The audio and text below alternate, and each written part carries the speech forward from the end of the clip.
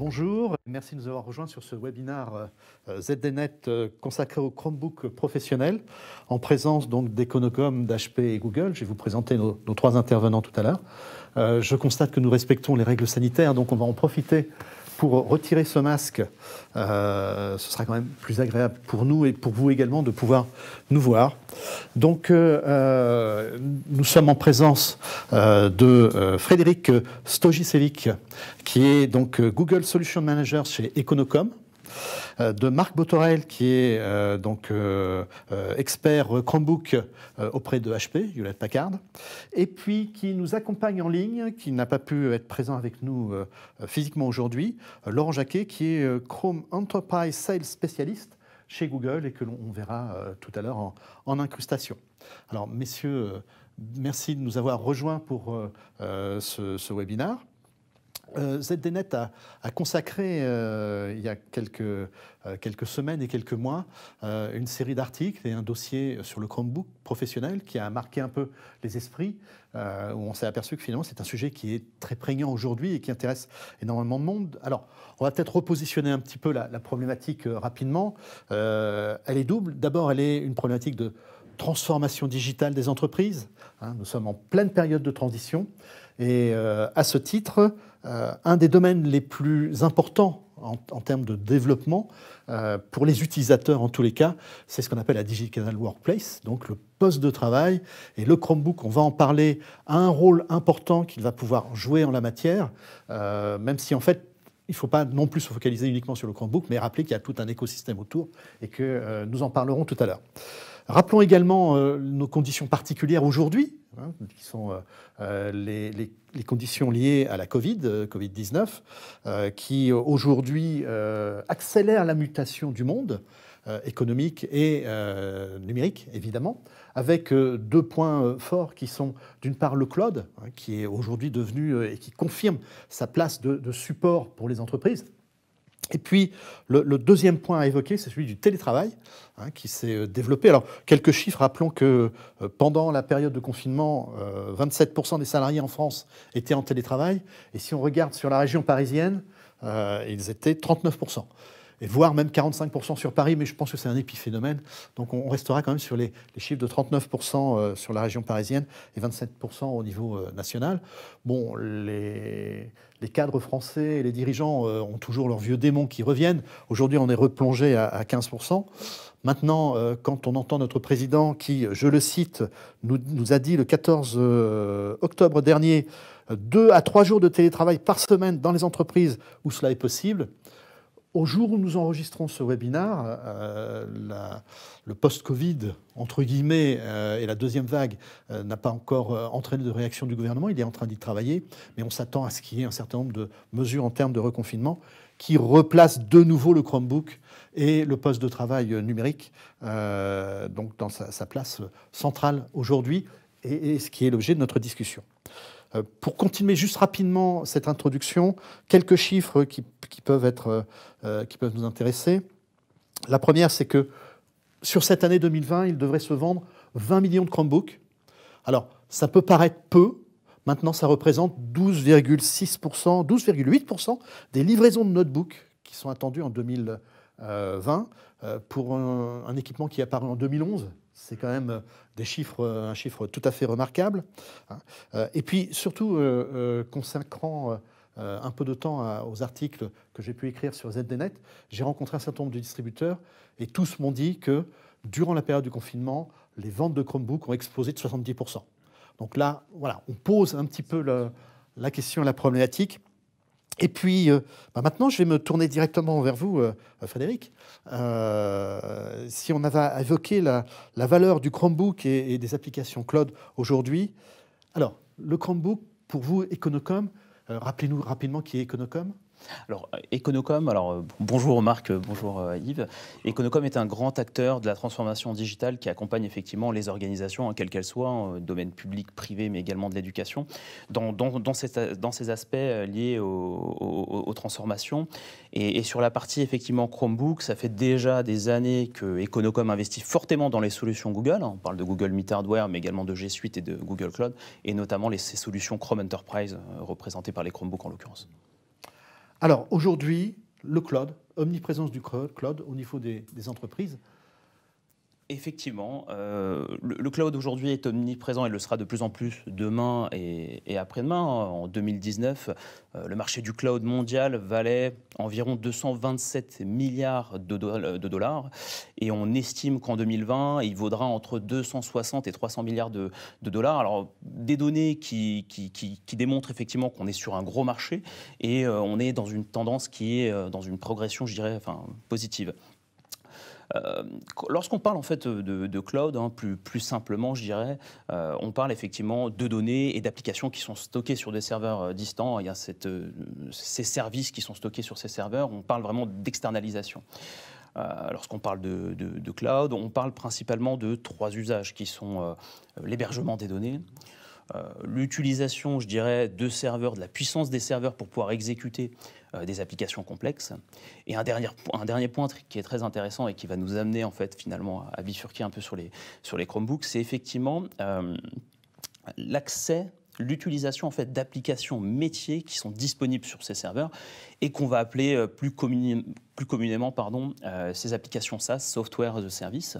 Donc où effectivement le modèle économique est un peu différent. On n'est plus sur de l'achat d'un produit, d'une licence qu'on vient et on installe en fait un client lourd sur un device. Non, on accède finalement à un service directement au travers du navigateur web.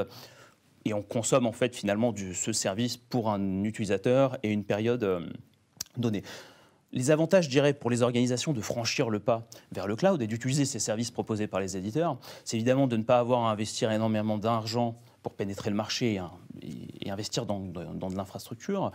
Toute la partie, je dirais, maintenabilité, évolutivité et sécurité sont garanties par ces éditeurs, donc plus besoin de se poser ces questions-là. Et dernier point, c'est cette partie accessibilité qui est importante. Donc pour pouvoir accéder à ces services, on peut directement passer par le navigateur web. Et aujourd'hui, le navigateur web, très clairement, que ce soit d'abord sur le marché, je dirais, grand public, consumer, on l'utilise au quotidien pour faire effectivement nos actions personnelles. Moi, je vais prendre mon exemple, j'utilise à 100% mon navigateur pour faire du social networking sur Facebook, regarder des vidéos sur YouTube, sur Amazon Prime Video ou bien sur Netflix. Et même aujourd'hui, on peut même arriver à jouer à des jeux vidéo en AAA grâce au cloud gaming et notamment aujourd'hui à l'offre Google Stadia. Et ce qu'on remarque, c'est que finalement, ces usages très orientés web sont en train de se déporter en fait dans le monde de l'entreprise. Et on constate effectivement qu'on a 67% des travailleurs qui utilisent en moyenne 22 applications web-based en entreprise, donc qui utilisent leur navigateur pour travailler et pour collaborer, donc un chiffre assez intéressant. Et je dirais que cette population, enfin, on la nomme, donc c'est les fameux cloud workers, qui ne dépendent ni d'un lieu et ni d'un device. Et donc les entreprises aujourd'hui, ça fait un peu partie de leur challenge, c'est qu'il faut s'adapter finalement à cette normalité, un peu comme le télétravail, malheureusement, qui a été poussé, on va dire, ou malheureusement ou heureusement, qui a été poussé par Covid, par la crise sanitaire. Et donc, pour s'y adapter, elles vont soit opter pour des solutions SaaS ou pour des applications internes, legacy, et qui sont très spécifiques au savoir-faire de la société, et bien les porter sur le web, donc les cloudifier, les webiser, de manière à répondre à ces demandes et à ces usages. Et donc, pour répondre à votre question, oui, effectivement, le cloud est omniprésent et le sera de plus en plus dans les mois et années à venir. Merci. Alors, on va se tourner maintenant vers Laurent Jacquet, qui est à distance et qui intervient donc au nom de Google. Merci Laurent de nous avoir rejoints également. On va parler de Chrome OS avant de parler du Chromebook.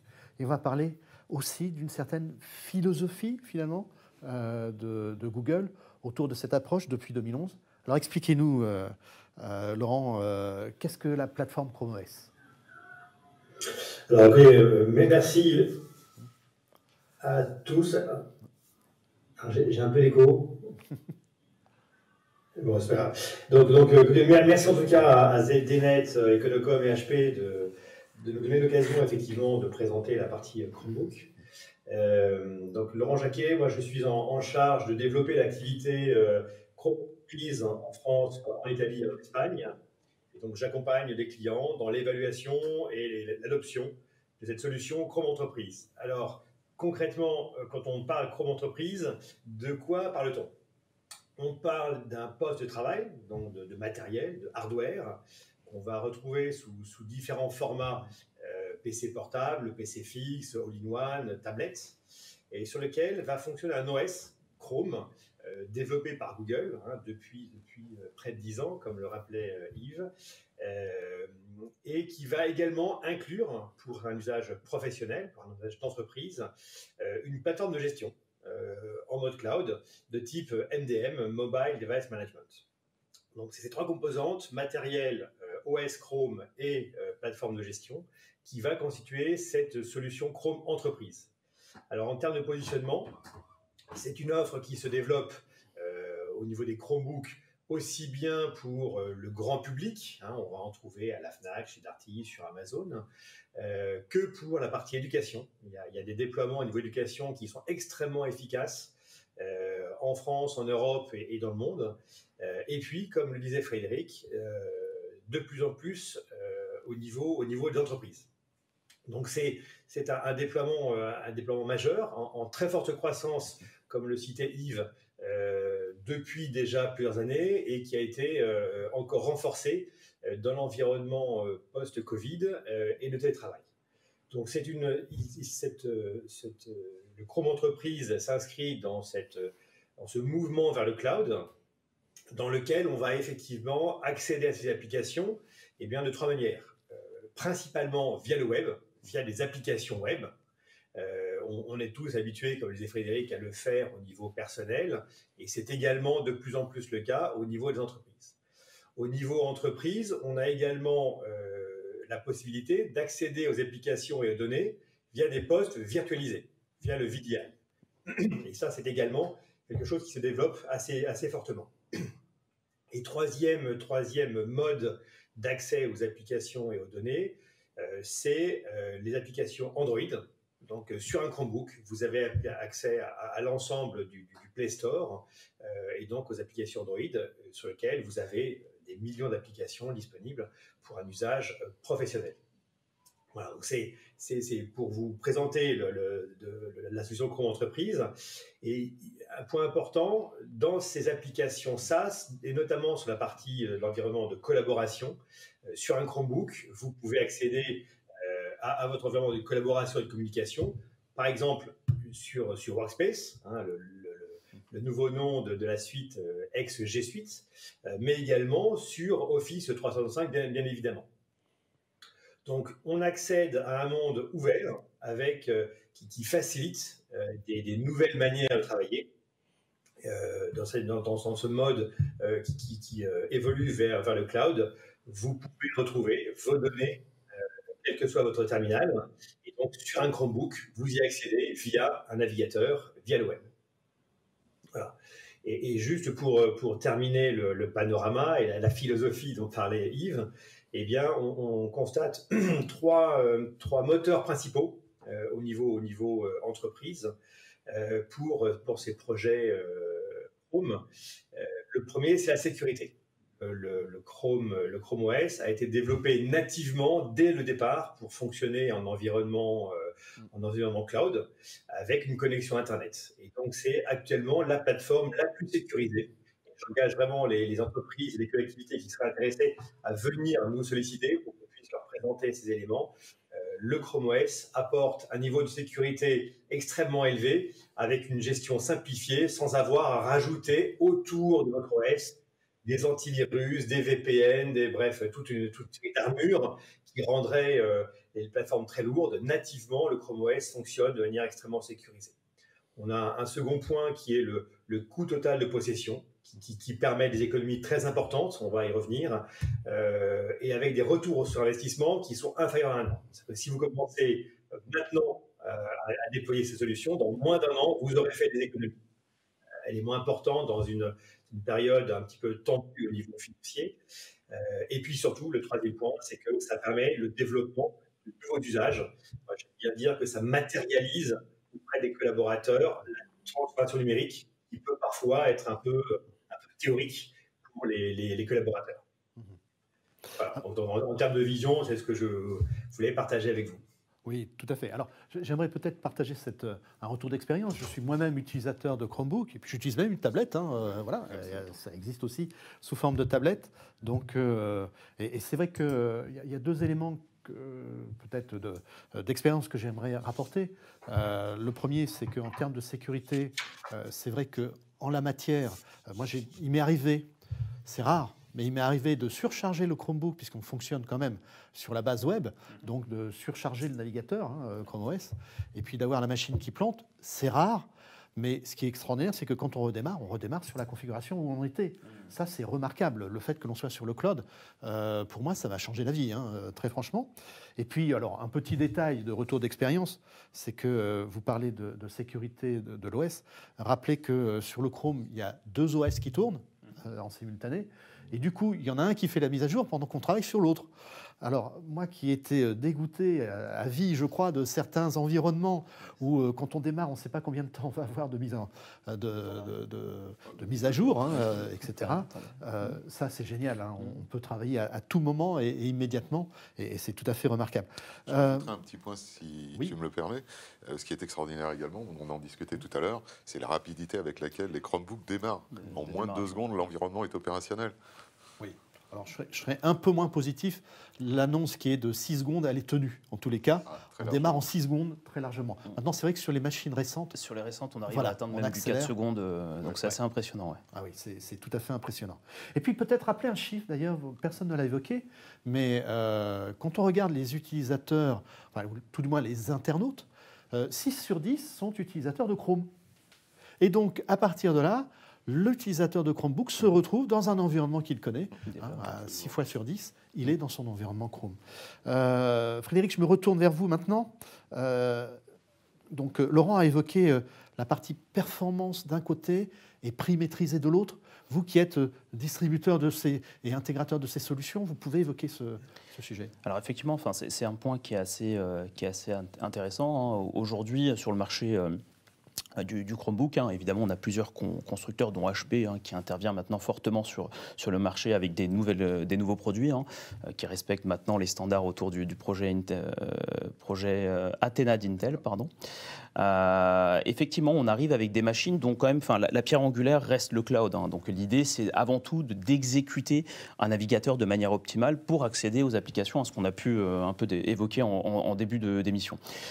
Du coup, en fait, on n'a pas besoin d'avoir une carte graphique dernier cri pour faire tourner un navigateur. On va avoir des composants qui ne seront pas ultra poussés, mais qui seront, comme j'aime bien le dire, pertinemment performants par rapport aux usages des utilisateurs. Et donc, on va avoir effectivement des prix qui sont contrôlés, des prix plutôt bas par rapport à la concurrence.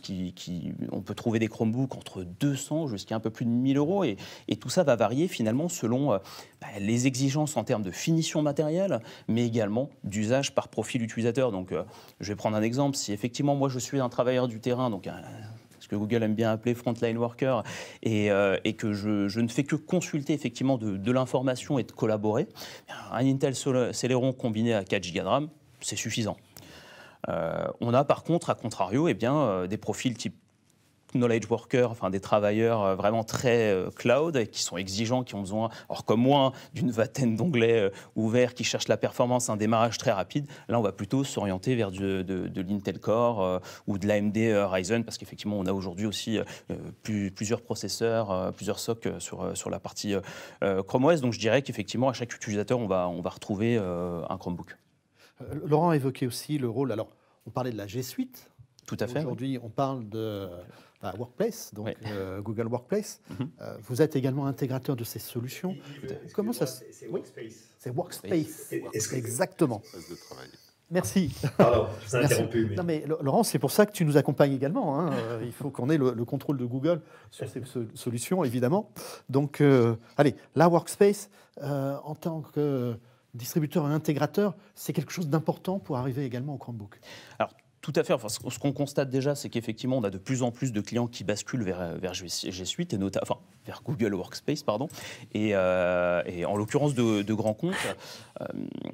lorsque vous avez déjà mis, on va dire, un pied dans l'univers, dans l'écosystème Google, ce que j'aime bien dire, c'est faire l'analogie avec les smartphones Android ou bien iPhone. Hein. On est chacun utilisateur, je pense aujourd'hui, d'un smartphone. Moi, j'utilise Android et je vais préférer utiliser Google Photos pour héberger et consulter mes photos et non pas iCloud. Donc en fait, un client qui a déjà mis un pied dans Google Workspace, effectivement, il aura plutôt tendance déjà à investir dans du matériel de visioconférence Google Meet Hardware que nous savons aujourd'hui distribué pour équiper ses salles de visio, puisqu'il utilise en fait Google Hangout en tant qu'application de Google Workspace. Et étant donné que c'est un client qui a déjà eu le déclic cloud et il aura de la facilité pour comprendre la philosophie cloud apportée par Chrome OS, et donc de vouloir essayer et de transformer. Et effectivement, on a de très grands comptes que je ne vais pas forcément citer, mais du secteur du manufacturing et également du retail qui ont eu en fait cette approche-là. Mmh. Et dans le même temps, Laurent, je me retourne vers toi, Google reste agnostique, tu l'as cité tout à l'heure, Office 365, ça tourne, il y a plein d'applications qui sont cloudifiées, qui tournent sur les environnements Chrome OS. En fait, tous les éditeurs sont en train de cloudifier, c'est un terme particulier, mais ils sont en train de moderniser leurs applications et de les rendre accessibles via une application de type smartphone Android, soit via le web. Et donc, on est sur effectivement un environnement qui va parfaitement tourner sur un navigateur, et c'est la stratégie de Google, c'est d'utiliser finalement un Chromebook comme un gros navigateur pour accéder à cette application en mobilité de manière extrêmement agile. Tout à fait. Alors, je pense qu'il est temps maintenant de parler un peu matériel. Nous pouvons, oui. Exactement. Donc, Marc, vous nous accompagnez. Vous êtes l'expert de HP, qui est un des grands fabricants mondiaux d'ordinateurs. Les gammes Chromebook sont arrivées relativement récemment, mais elles n'ont rien à envier à l'existant. Et aujourd'hui, il y a de vraies propositions de valeur qui tournent autour de ces appareils. Oui, absolument, Yves. Alors, on va remettre ça ou recorriger un petit peu en disant HP s'intéresse déjà à Chrome OS depuis fort longtemps, mais à l'origine, on était plutôt sur du produit, j'allais dire grand public, un peu comme ta tablette. Bien évidemment, aujourd'hui, il y a une forte pression d'aller dans le cloud, comme on l'a évoqué tout à l'heure. Le cloud est présent et va l'être de plus en plus. Et il était nécessaire là d'étoffer la gamme et d'avoir une gamme la plus large possible. Et à ma connaissance, c'est aujourd'hui la gamme la plus étendue sur le marché de Chromebook Enterprise ou entreprise, on est en français. Donc voilà, donc des machines qui sont vraiment prévues pour un usage professionnel, intensif, avec des applications lourdes et non plus uniquement des applications personnelles que les gens ont pu expérimenter avec leur compte Gmail, etc., leur Drive. Donc effectivement, on a développé et étoffé cette gamme, encore plus cette année, avec une gamme très large de portables, mais également de fixes, de Chromebox, puisqu'on parle aussi de fixes, hein, malgré tout, qui représente, on va dire, tous les usages possibles que l'on connaît aujourd'hui, quel que soit le segment de l'industrie, quel que soit l'applicatif. Donc on a voulu la gamme la plus étoffée possible pour pouvoir correspondre à tous les usages et tous les besoins d'aujourd'hui et de demain. Alors, juste une petite interruption pour rappeler à toutes les personnes qui nous écoutent et nous regardent tout de suite que vous pouvez poser vos questions en ligne et nous allons les relayer auprès de nos 3 experts. Ensuite, à la fin de ce webinaire où nous allons consacrer un temps aux questions, je crois que c'est important. Donc n'hésitez pas à nous les transmettre tout de suite, de manière à ce qu'on puisse s'y préparer et y répondre. Alors, je voudrais qu'on évoque un petit peu quand même une partie importante, c'est que souvent le Chromebook, on dit c'est un produit qui a beaucoup démarré par l'éducation, c'est un produit un peu d'entrée de gamme, mais aujourd'hui il évolue vers des designs et des produits renforcés qui correspondent à des usages d'entreprise. Tout à fait. Donc on s'est appuyé là également sur l'expérience qu'HP a du monde de l'entreprise et de la gamme qui fait son succès aujourd'hui, que ce soit les ProBook ou les EliteBook. Et donc on a repris une partie de ces conceptions pour les appliquer à des Chromebooks dit Enterprise. Donc tout à fait, ce que tu disais tout à l'heure est tout à fait vrai. Dans la gamme, on va pouvoir offrir le choix de processeurs, puisqu'on a introduit juste récemment, le mois dernier, le premier Chromebook Enterprise du marché à base de processeurs AMD. Et comment dirais-je, on a voulu s'appuyer aussi sur tout ce qui a fait le succès des gammes sur les autres environnements, ne pas les citer, notamment sur les 3 piliers de conception d'HP qui sont le design, la collaboration et la sécurité. Et là, je suis très content que Laurent ait abordé le sujet tout à l'heure, parce que la sécurité ou la cybersécurité, si on veut mettre ça dans l'environnement IT, c'est vraiment un point focal important et une préoccupation importante d'HP dans les solutions qu'on propose aux clients.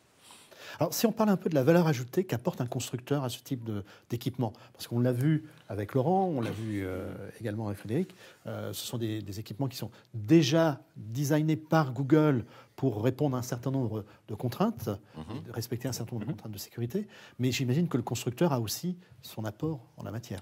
Sur l'aspect sécurité? Sur les aspects à la fois design, usage et sécurité. Eh bien, une fois encore, on s'appuie sur les études qu'on a menées et ce que l'on appelle les personas, c'est-à-dire les profils d'utilisation qu'on peut avoir.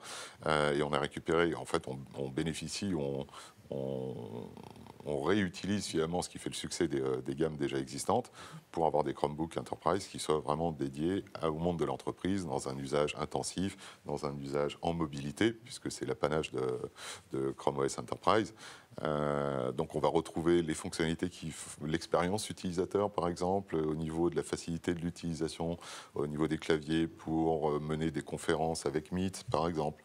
On va retrouver une partie son très élaborée qui va permettre de faire des conférences même dans des environnements bruyants avec une annulation de son. Sur l'aspect sécurité, puisque tu évoquais le point tout à l'heure, on a rajouté là aussi les éléments de sécurité complémentaires à ce qui existe déjà dans Chrome OS Enterprise et qui, comme le disait Laurent, peut-être qu'il reviendra sur le sujet, est extrêmement riche et extrêmement complet.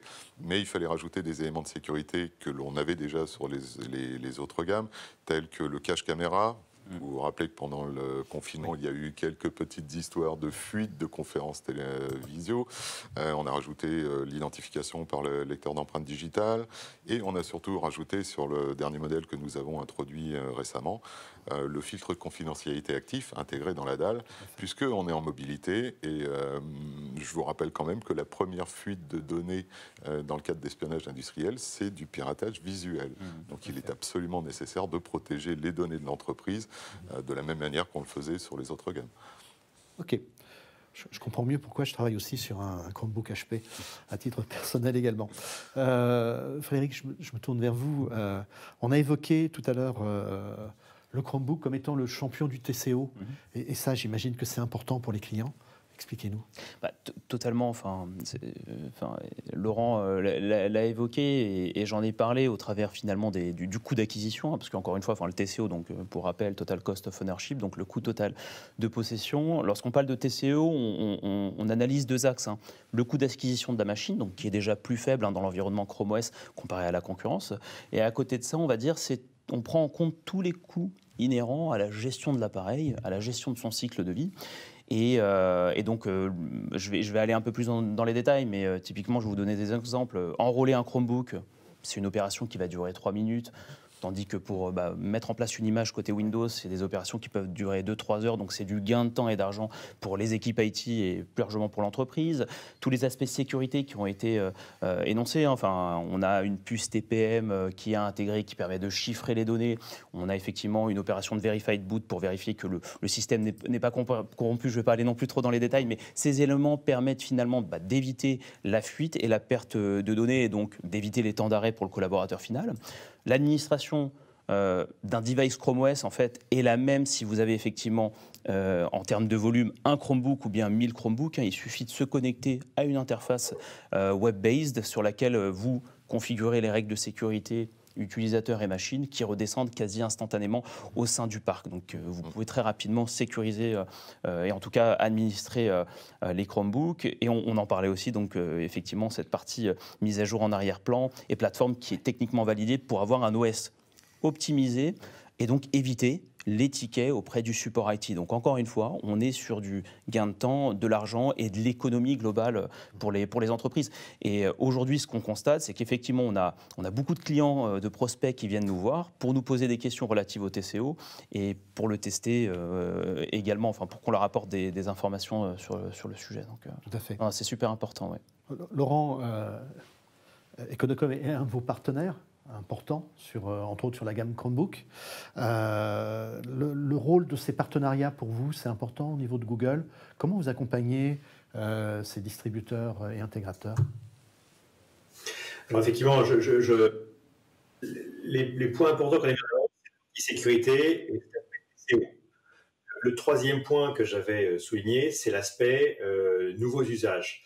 Et comme je pense que c'est vraiment un point qui est important, on aborde les Chromebooks pour travailler différemment, pour travailler plus efficacement, pour des nouveaux usages numériques. Donc c'est un point qui est important, hein. Je vais prendre un exemple. Si vous avez un problème sur un poste Chromebook, comme les données et les applications ne sont pas liées au poste, ne sont pas installées en client lourd sur le poste, eh bien, vous allez pouvoir, par un simple échange de matériel, en cas de problème, redémarrer en 6 secondes ou 4 secondes, comme on l'a évoqué tout à l'heure, et recommencer votre activité sans coupure. Donc, vous voyez, c'est ce genre d'usage très, très agile qu'on va pouvoir mettre en place au bénéfice des collaborateurs. Et pour cela, eh bien, l'objectif, c'est de travailler différemment. Et donc, pour cela, il faut accompagner ces changements. Ce n'est pas remplacer un poste par un autre ou mettre en place un nouveau poste, c'est souvent mettre en place des nouvelles façons de travailler. Et donc, le rôle des partenaires dans cette prise en main, cette adoption est clé. Et donc, effectivement, on travaille en très étroite collaboration avec Econocom pour accompagner les clients dans l'intégration technique, mais surtout dans la partie adoption par les collaborateurs. Voilà, et donc, c'est là où Econocom joue un rôle clé dans ces phases à la fois amont d'intégration et puis surtout dans la vie du produit. Alors je m'adresse au troisième larron. Marc, même question, le rôle du distributeur pour vous? Alors, il est fondamental et surtout sur la valeur ajoutée qu'il va apporter autour. On n'est pas novice dans le domaine du cloud, bien évidemment. On a déjà eu des transformations de clients qui ont évolué vers un monde mixte, parfois, pas complètement cloud non plus. Et ce dont on s'aperçoit, et ça c'est une statistique que j'avais relevée à un moment donné, mais qui se vérifie, d'IDC, c'est que 50% des projets de transformation numérique ont été un échec parce qu'il n'y avait pas l'accompagnement humain.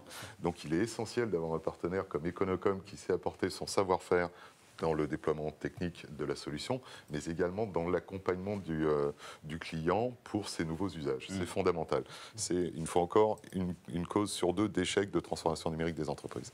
Ah ben, on y vient. Donc, Frédéric, l'accompagnement au changement, le change management, le pilotage du changement, et en même temps, le savoir-faire du distributeur est essentiel ici. Et vis-à-vis des clients, c'est une des parts de succès. On vient de l'évoquer. Tout à fait. Alors, je vais repréciser un peu je dirais le rôle d'Econocom aujourd'hui, hein, qui est encore une fois un grand acteur de la transformation digitale des organisations. Et le groupe a plusieurs, je dirais, métiers à son arc, mais principalement la distribution de matériel informatique, mais également le financement de ces matériels. Et aujourd'hui, on est aussi capable, du coup, de proposer du Chromebook as a service auprès de nos clients. Mais sans, je dirais, cet accompagnement autour de ces changements qui sont structurants, parce que parler d'une nouvelle technologie et qui est innovante en plus n'est pas une chose anodine, je dirais, auprès des entreprises. Donc effectivement, alors depuis des années, on a une équipe aujourd'hui, je dirais, de passionnés, dont je fais partie, et un écosystème de professionnels qui nous permet de pouvoir auditer des systèmes d'information afin de pouvoir faire des préconisations pour intégrer des Chromebooks, hein, notamment sur des points un peu touchy, typiquement le printing, la partie applicative, l'identity et le networking, tout ce qui est réseau. Ensuite, on est en capacité aujourd'hui de permettre à un client aussi de tester l'usage des Chromebooks en prêtant des Chromebooks et en les suivant, en les accompagnant réellement. Et cette partie change management qui est vraiment une chose très importante, où nous avons effectivement une approche qui est très structurée en 4 actions, hein, très globalement. Enfin, je vais la résumer en 4 actions. Donc, une première où effectivement on va susciter de l'enthousiasme auprès des collaborateurs en expliquant pourquoi il y a un changement, quel est ce changement et comment pouvons-nous inclure en fait le collaborateur pour qu'il devienne acteur de ce changement. Après avoir déployé en fait les Chromebooks, l'idée c'est de faciliter l'adoption. Donc là, en apportant des contenus riches pour qu'ils puissent en fait avoir une base de connaissances solide afin d'affronter entre guillemets ce changement, de l'accélérer au travers d'une sélection typiquement d'ambassadeurs, de référents numériques qui pourront suivre les plus soit récalcitrants ou en tout cas qui ont le plus de difficultés à aborder ce changement et à la fin évidemment pouvoir analyser un peu la performance. Donc aujourd'hui effectivement Econocom s'inscrit en tout cas sur la partie Chrome Enterprise comme un acteur permettant d'accompagner un client de A à Z de bout en bout sur ces projets-là. Durant la préparation de cette table ronde et de ce webinaire, il y a une expression qui est revenue 2-3 fois, que vous avez évoquée, mais d'autres également, je crois que Laurent l'avait évoqué, il faut susciter l'enthousiasme. Alors expliquez-moi, comment on peut susciter l'enthousiasme chez les utilisateurs du Chromebook ? Je vais prendre la parole, Oui, mais susciter l'enthousiasme, enfin, ça va passer par plusieurs choses, effectivement. Alors déjà, je pense déjà par les produits en eux-mêmes.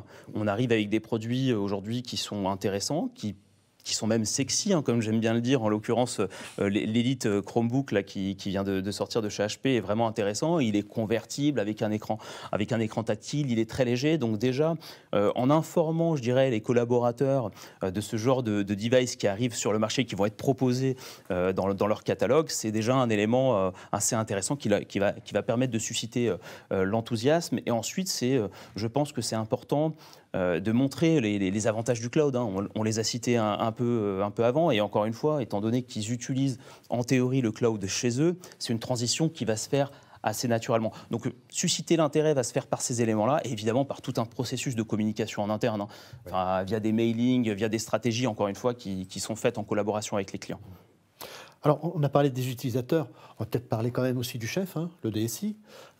Également, que ce soit d'ailleurs Google ou Econocom, voire HP, vous proposez également des outils pour accompagner la DSI, pour tout simplement l'outiller dans la gestion du parc, etc. Qui veut commencer pour évoquer ce sujet ? Frédéric, peut-être ? Alors écoutez, je ne vais pas forcément parler d'outils. Alors effectivement, on a des outils en fait pour leur permettre, je dirais, de faciliter l'intégration des Chromebooks en interne, ou en tout cas de convaincre en interne de basculer en fait sur Chrome OS. Et en l'occurrence, on parlait tout à l'heure du TCO, et aujourd'hui, Econocom est considéré effectivement comme catalyste auprès de Google. Donc on a travaillé en collaboration pour mettre en place un simulateur de TCO qui est unique en France et, si je ne m'abuse, en Europe. Laurent confirmera ou pas, où effectivement, en quelques questions, vous allez pouvoir estimer vos économies et les bénéfices réalisables sur 3 ans si vous basculiez d'un parc Windows vers un parc Chrome OS. Donc cet outil est aujourd'hui atteignable sur notre site g.econocom.com/tco. Ou directement via la homepage, peu importe. Et l'idée, ce qui est intéressant, et on a eu plusieurs clients qui l'ont essayé et qui nous ont dit qu'il est très, très content de l'expérience utilisateur et du fait qu'on puisse avoir finalement un rapport qui est structuré, lisible et surtout partageable auprès des parties prenantes. Donc on peut avoir l'exemple d'un DSI qui est convaincu par les solutions Google, mais qui peut se retrouver face à d'autres interlocuteurs qui ne comprennent pas la valeur des Chromebooks, et utiliser ce genre de documents pour tenter de convaincre et accélérer le processus d'intégration au sein de la société. On va bientôt passer à la phase des questions-réponses, donc n'hésitez pas à nous contacter. Je reviens vers vous tout de suite, Laurent. N'hésitez pas à nous contacter, à nous poser vos questions. Alors Laurent, justement, allez, on t'a mis en question là. Qu'est-ce que tu en penses sur cette outillage ou cet accompagnement ? Je voulais rebondir sur ce que disait par 2 exemples.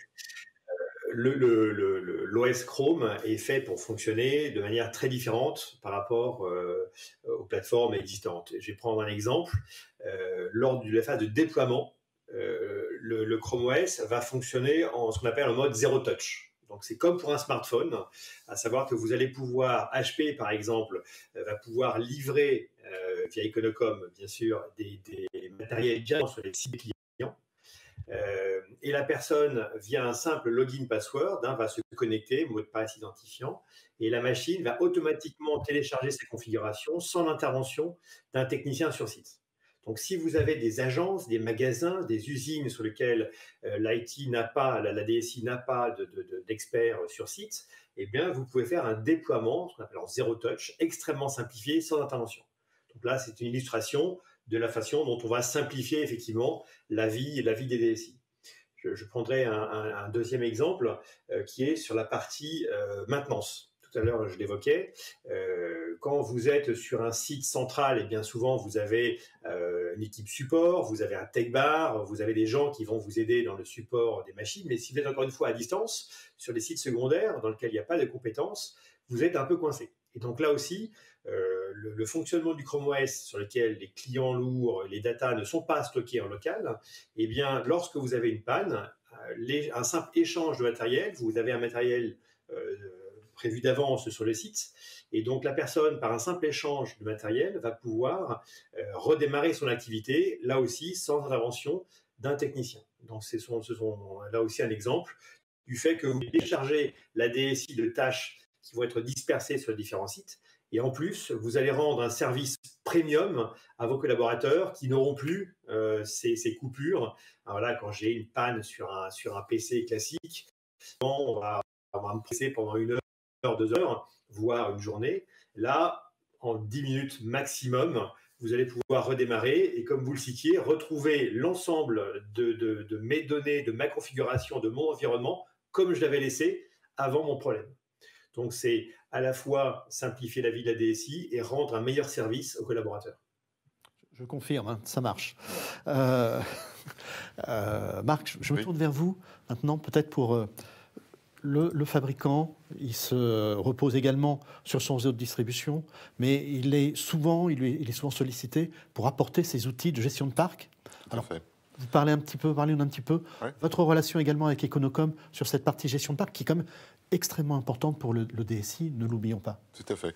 Avant de parler de ce point, je voudrais juste rajouter un point par rapport à ce que tu disais tout à l'heure sur l'adoption. Je pense qu'on a une bonne conjonction des planètes. Alors malheureusement, une situation sanitaire qui nous pousse aussi dans ce sens-là. Mais également aujourd'hui, si on prend les statistiques, il y a à peu près 50% des travailleurs ou des employés qui sont ce que l'on appelle les millennials, les digital natives, donc des gens qui sont nés finalement avec un téléphone dans la main, d'une certaine manière, et qui représentent une bonne partie du middle management. Donc en termes d'adoption de technologie, pour des gens qui ont aussi utilisé un environnement, on va dire, Google à titre personnel, le pas à franchir est relativement simple puisque c'est une évolution naturelle. Et comme tu le disais tout à l'heure, Laurent, on a aussi accès au catalogue d'applications du store. Donc, comme on est sur des usages pro et perso, et ça c'est un leitmotiv chez HP, de pouvoir proposer des devices qui soient à la fois pour les usages pro et perso, on est dans un environnement somme toute homogène, à la fois pour la partie applicative professionnelle, mais également l'environnement personnel. Donc c'était mon commentaire supplémentaire. En ce qui concerne la gestion, effectivement, il existe une offre aujourd'hui chez HP orientée endpoint qui s'appelle TechPulse, qui permet de surveiller et de recevoir des alertes sur l'ensemble de son parc, au niveau matériel, également au niveau firmware, patch, etc. Donc c'est un outil qui se plug de manière simple dans la console de gestion de la console d'administration de Google, et donc ça permet d'apporter des éléments supplémentaires pour le groupe IT pour avoir une surveillance proactive de l'ensemble du parc au niveau batterie, chauffe, occupation du disque dur, que sais-je. Il y a énormément de paramètres possibles à surveiller. Donc c'est un très bon complément par rapport à la gestion globale de l'environnement d'administration, à la fois des utilisateurs, des applications, des devices au travers de la console d'admin de Google, et donc cette partie supplémentaire qui permet de gérer plus la partie matérielle de l'ensemble du parc de manière très simple également. Tout à fait. Alors pour résumer, des machines intéressantes, performantes, même si elles ne sont pas au top, mais ce n'est pas ce qui est recherché, efficaces sur le cloud, sécurisées, et qui apportent à la DSI à la fois un environnement sécurisé, gérable, et qui ne coûte pas trop cher. C'est ça. Tout à fait. Alors le fait de ne pas être au top, ça on peut en discuter, puisqu'on avait effectivement... Alors aujourd'hui, par contre, en effet, mais c'est vrai que ce top aujourd'hui devient de beaucoup plus d'actualité. On le voit entre autres sur votre gamme au niveau des sorties. Alors ce que je vous propose, c'est de continuer à nous poser vos questions. On va s'interrompre, mais ça va durer juste 1 minute, parce qu'il y a une courte vidéo. Si on l'a retenue, c'est tout simplement parce qu'elle va nous permettre de voir également des machines, et de les voir en situation, donc ça c'est sympathique. Donc Econocom nous a proposé cette vidéo, et on vous reprend dans 1 minute pour le jeu des questions-réponses.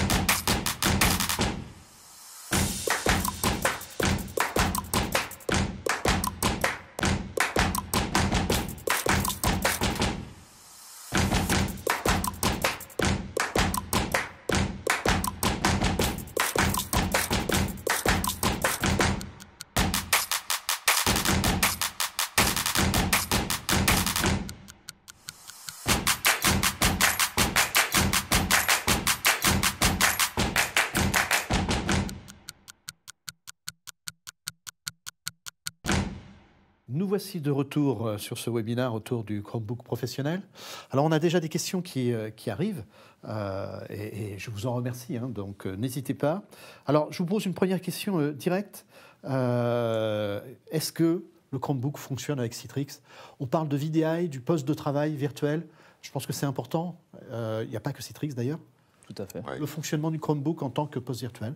Effectivement, ça fonctionne très bien avec Citrix. Aujourd'hui, en plus, Laurent pourra confirmer, mais effectivement, Google a en plus lancé un programme de certification en fait, des applications fonctionnelles avec un Chromebook, hein, donc validé entre guillemets par Google avec un badge. Et si je ne m'abuse, Citrix a été validé comme application fonctionnelle et n'est pas le seul aujourd'hui sur le marché à permettre la VDI. Oui.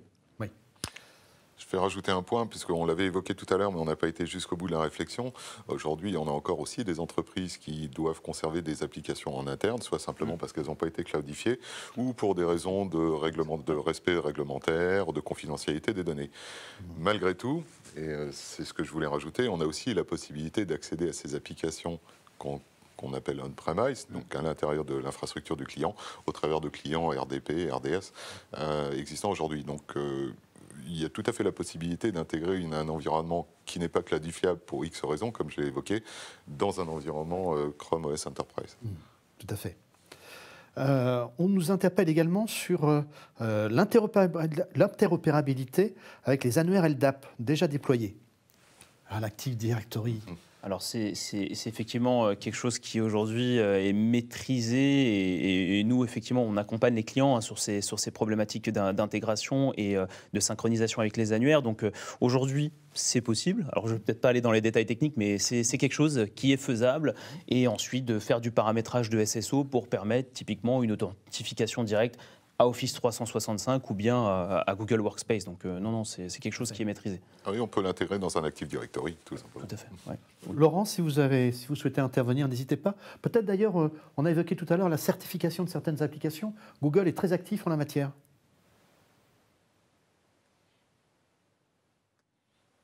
Un peu figé, Laurent.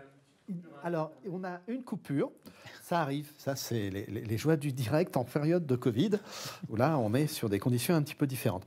Alors, je vais peut-être enchaîner avec une autre question qu'on nous pose, qui est plus inattendue, mais extrêmement intéressante, sur la démarche sociétale en matière de responsabilité environnementale, à la fois de Google, donc autour de son environnement, d'HP en tant que fabricant et d'Econocom qui distribue.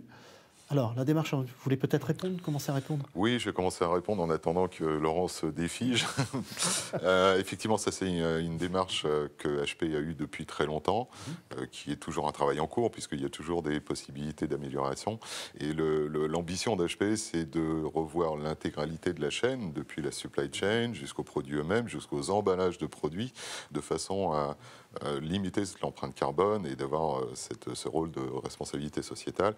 À ce titre-là, quand on regarde les études faites et les récompenses obtenues, on a eu les éloges et les félicitations. Je ne vais pas parler de notes parce que c'est pas tellement le sujet, mais d'organismes comme EcoVadis, par exemple. On a été cité par Newsweek parmi les sociétés les plus responsables. On a commencé l'année dernière à produire des devices avec du plastique recyclé des océans et on a la volonté de continuer.